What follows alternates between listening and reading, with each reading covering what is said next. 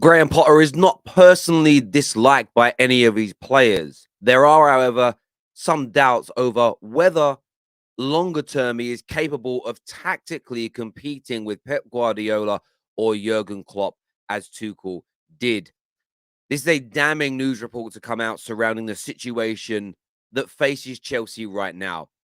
And as I've long since thought, since Saturday, I don't think these players are playing for this manager. I don't believe they dislike him, as the report says. I don't believe they think he's a bad guy, he's toxic and he's horrible. It isn't like the terrible situation Man United had at the end of Jose Mourinho's tenure. This is more the Ole Gunnar Solskjaer situation, the David Moyes issue at Man United, which was lovely guy, like him, but he just isn't of the quality to take us to the next level.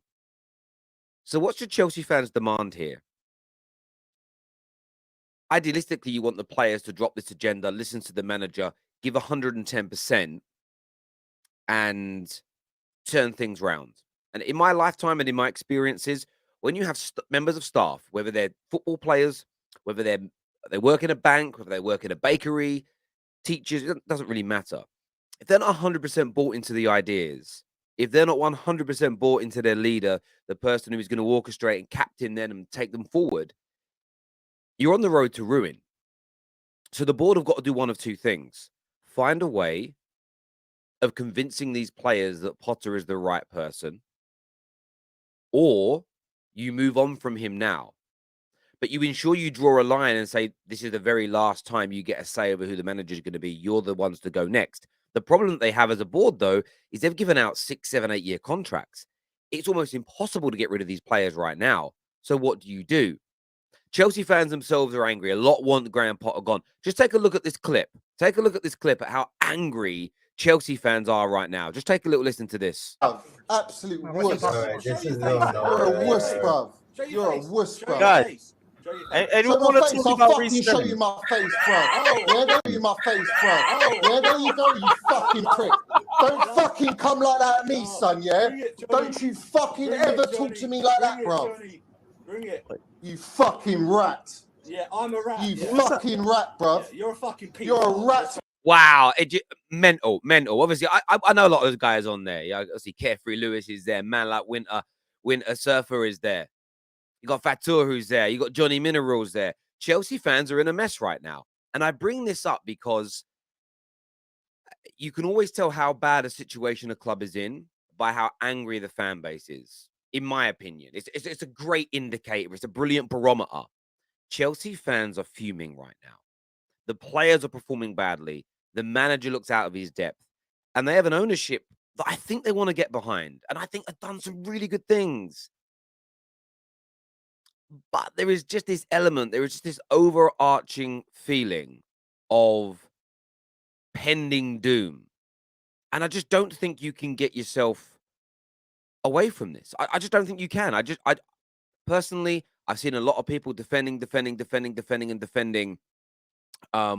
Chelsea. There's also reports of players not being happy with the additions made in January. There is massive problems there. I think Chelsea fans should be listened to more. I personally think they've got big major issues. Sources with an understanding of Declan Rice situation have revealed Arsenal are in a sustained contracts talks with the players' representatives ahead of a summer deal and are willing to hand him a long-term contract worth excess of £200,000 per week. That is a massive deal. That is a massive piece of news. And Arsenal are already a scary opponent. Arsenal have grown and developed in the last 18 months significantly to a point where they're top of the league. They have the opportunity to go 5 points clear if they win their next 2 games in the league, one of them being a game in hand. And my, how things have turned. Now, they've always been able to sign top quality players. Don't get it twisted. But bringing in people like Declan Rice will make Arsenal a whole lot scarier. A whole lot more to deal with. Declan Rice gets an unfair rap, and we know the reason for that. There are some people in that follow Premier League football who are obsessed and over elevate and over index English and British players.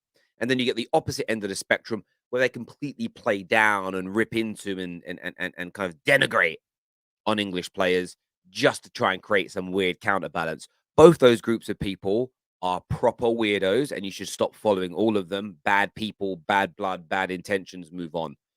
Declan Rice is a top quality player. But before we go any further, do me a big favor and scan that QR code on the screen. Make sure you're following my TikTok account.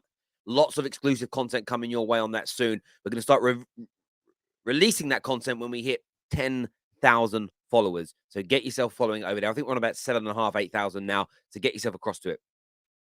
Declan Rice would be a tremendous signing for Arsenal. We've already seen them damage Man City's mentality this year, put them under huge pressure, break them, if you will. We've seen them overcome many obstacles. They've had wobbles and bounce back. Every single stage this season, there's been this will be the end of Arsenal. This will end Arsenal. This will finish Arsenal. Arsenal are done, blah, blah, blah, blah, blah. We've heard this all year. The fact that they are now leading the race for Declan Rice should be a horrible sign, a horrible signal for everybody, for absolutely everybody involved with being a rival of Arsenal. So that whether your team competes with them or you just like them, this is bad news.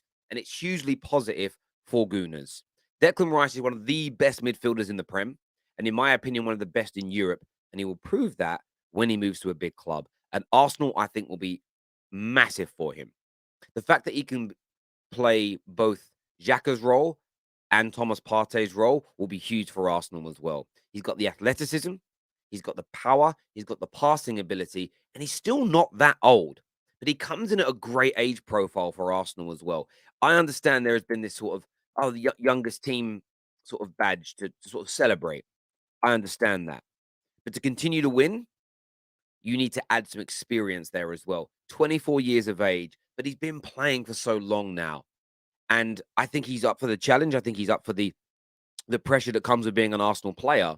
He wants Champions League football. Arsenal can guarantee that. And in my opinion, you will see Declan Rice become inside the first year a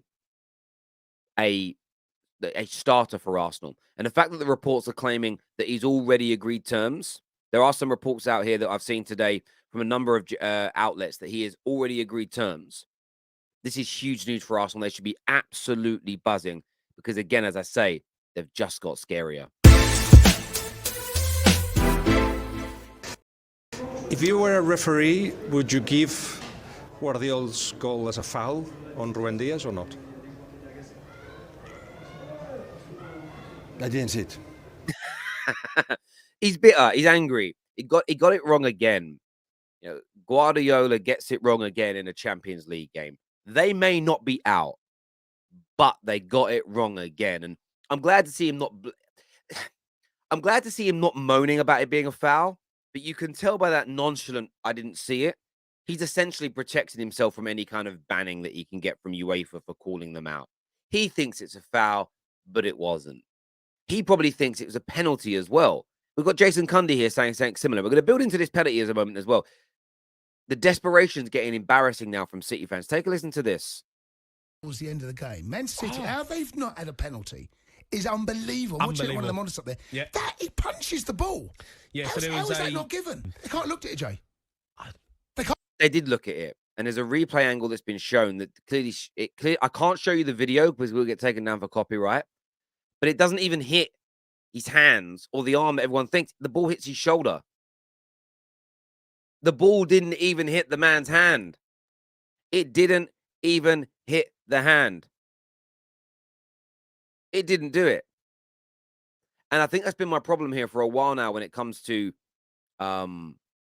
when it comes to Man City, is instead of just taking responsibility for their mistakes, instead of just taking responsibility for things that they've done wrong, instead of their fans saying, you know what, we're just not quite good enough. And it isn't all of them, by the way, because I'll always give huge credit to the likes of Big Steve as an example, because he has said that we're not at the races. We're not where we should be at the moment. We're underperforming.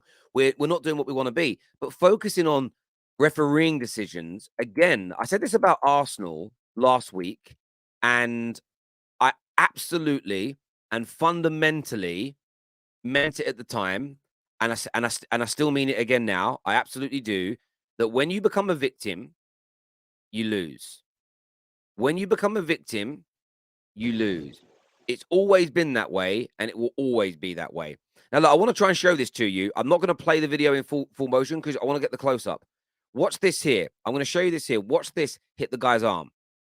Doesn't hit his hands. See there? Let me rewind it back again for you. The ball comes down.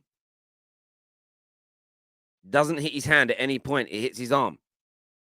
Hits his arm, as you can see.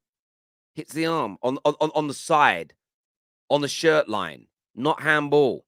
It does not hit his hand as the original replay showed. It wasn't even a handball. But the conspiracy theories are mad. And the real reason, take a listen here to Ali McCoy. This is the real reason why they're struggling. Madness that we're even having this conversation with somebody that's got nearly 30 goals, right? Yeah. But I think you're the same opinion as me. There's more. There's definitely more to come. Yep. There's definitely more to come. I don't think he links up as well as he should. No. Right? And I get it. He's not really interested in playing. Manchester City will pass you to death. He's not really interested in that. He just wants to position himself for a finish. I think there's an element in that. He should show more. But I also think there are times where they should just put the ball into the box. Totally agree. Or even Ali, release him and get him on the turn running in behind. So when fullbacks have pushed on. This is it. And whoever you want to blame, whether it's Pep, whether it's the players, whether it's Haaland,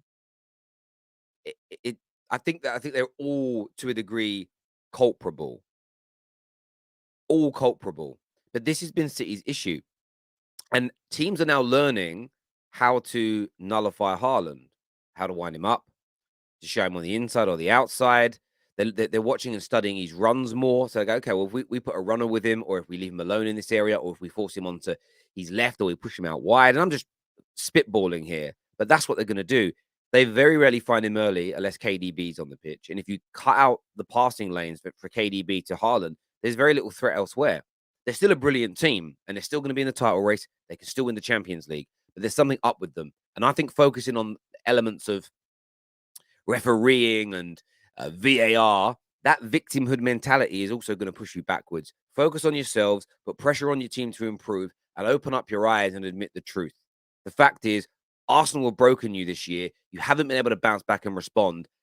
And now teams have found out how to shut down your secret weapon. It's on Pep, the players, and Haaland to reconfigure themselves and find a way to make it work. Wake up, smell the coffee, and grab a pair.